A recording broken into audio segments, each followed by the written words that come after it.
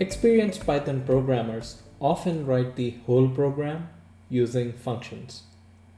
Take a look at this program, which has a function that computes and prints area of a circle. The main lines of code in this program are written here. If you have not written this code in this program and tried to execute it, nothing would have been printed. It is a standard practice to write the mainline logic of any program inside the main function in Python. The main function is a void function, meaning it does not return any value.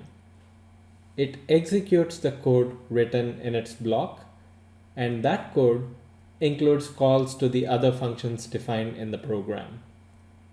As you can see, a program with main function also looks very neat with just the main function call at the end of the program.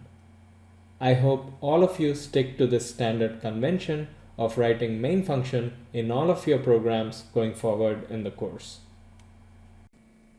I'm going to introduce more terminology pertaining to functions and function calls. Take a look at this example where the main function initializes the variables x and y with those values and sends them as input arguments to the functions add and subtract. I repeat, x and y are the arguments of the function. Alright, as we call the function add, Python interpreter would go to its definition. In the definition, the two variables inside the parenthesis are formally called as parameters. These parameters will be populated with the values sent as input arguments at the function call. Now the parameter num1 has the value of argument x, and the parameter num2 has the value of argument y. The rest of the code in the block is evaluated and printed. Same is the case with the subtract function. The input arguments at the function call are 2x and 2y. The values of 2x and 2y are passed to the parameters num1 and num2 respectively. The rest of the code block is evaluated and printed. Here is the output when I execute this program. The Python interpreter reads all the functions, stores them in the computer memory.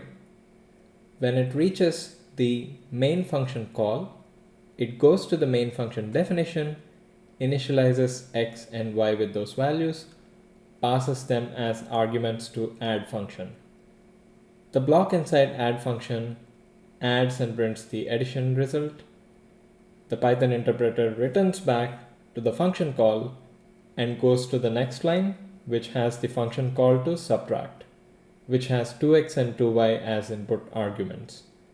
It goes to the definition of subtract function and prints 10 minus 6 is 4, returns back to the subtract function call, and now as we finished executing the main function, it returns back to the main function call and finishes executing the program. If you have issues in the future with the functions that you write, I want you to come back to this video to see the flow of the program that has function calls in it.